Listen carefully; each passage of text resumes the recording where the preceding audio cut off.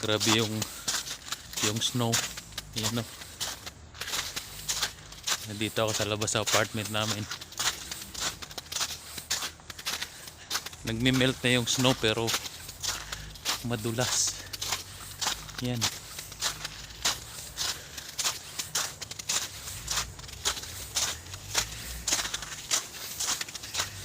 First time to encounter winter in Canada.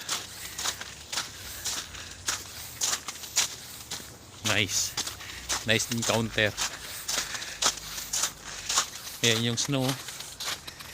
Grabe oh. Punta pala ako dito sa sasakyan ko.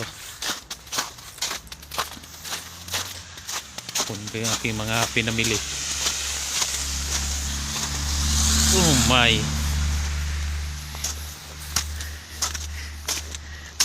Grabe. Ito yung aking car.